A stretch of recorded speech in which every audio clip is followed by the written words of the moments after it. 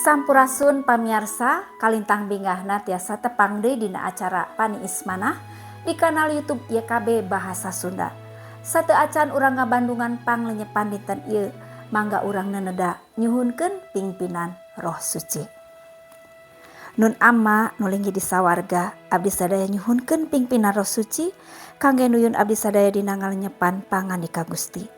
Berkahan abdi sadaya supados tiasa ngaregepkeun sareng ngalarapkeunana dina kahirupan sadidinten. Paneda ieu suhunkeun di lebet asmaning Gusti Yesus Kristus. Hatur nuhun Gusti. Amin. Pamirsa, penyepaneun urang dinten ieu dicutat tina buku renungan wasiat anu dijudulan Tumetep dina Bebeneran. Dumasar kitab Jabur pasal 17 ayat 1 dugi ka 7 sareng ayat nu ka-15. Sareng nas janten puseur panglenyepan urang nyaeta ayatna nu ka-15 anu unggelna kieu.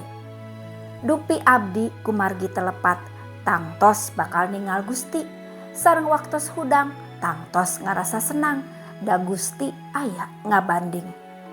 Pamirsa kacarioskeun risa nengetan berkas laporan anu numpuk pausahaan tempat anjeunna damel nuju katiban masalah balukar oknum nu teu tanggal waler. Risa ngaraos kateken malihan dituding kapaut dina eta skandal. Nyeri manahna margi anjeunna salawasna didamel kalayan jujur dibarungku integritas. Anjeunna hoyong ngalawan tapi sadar yen hal kitu teh kalah ka baris ngaruruwed kaayaan. Risa meureumkeun socana kaemut kana janji keadilan Gusti Allah. Sareng pangharapanana tuwuh deui anjeunna milih tumetep di lebet bebenaran sareng iman. Pamirsa, Daud sasambat ka Gusti Allah anu adil sareng satia. Dina panedana anjeunna percanten yen Gusti Allah mirosea manahna. Pikeun Daud panyambat umat anu hirupna bener moal diantep ku Gusti Allah. Di tengahing ancaman kateu adilan, Daud teu ngandal kana kakiatanana ku anjeun nanging nanjeur kana sisatia Gusti Allah. Pangharapanana teh tepang sareng Gusti Allah sareng ngaraoskeun nikmatna kamuliaan mantena. Daud yakin yen hukum Gusti Allah anu pangsaena margi mantena nilik kana naon-naon anu bener anu leres. Tah pamirsa, ulah asa-asa ngelatih integritas manah.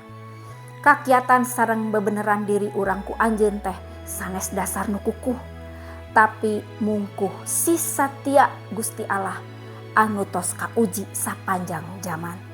Nalika mayunan mangsa rupek sareng kateu adilan, geura marek ka Gusti kalayan jujur sareng teuneuh. Dina pangharapan kana kaadilanana, urang baris nampi waleran. Misobat sareng Kristus sareng panglipu Roh Suci eta anu ngajantenkeun urang hirup tumetep dina bebeneran. Mangga urang neneda. Kapangersa anjeun Allah Rama di lebet Gusti Yesus Kristus, hatur nuhun kangge panglenyepan danget ieu anu meperih abdi sadaya supados hirup tumetep dina bebeneran. Nyuhunkeun Roh Suci teu oleh ngauban abdi sadayana dina ngalakonan hirup sadidinten. Abdi-abdi teu ngandel kana kakiatan diri, nanging salawasna nanjeur kana si satia Gusti anu tos kauji sapanjang zaman. Hatur nuhun Gusti, paneda sareng pangdoa ieu disambat sareng disuhunkeun di lebet asmaning Gusti Yesus Kristus. Hatur nuhun Gusti. Amin. Pamirsa, rupina sakitu anu kapihatur panglenyepan dinten ieu, pamugi tiasa janten berkah kanggo urang sadayana. Ulah hilap subscribe, like sareng bagikeun kanu sanes. Margi ku cara kitu pamirsa tos pilubiung dina ngamasurkeun Injil kasalametan sasarengan YKB. Gusti Yesus ngaberkahan cak heula.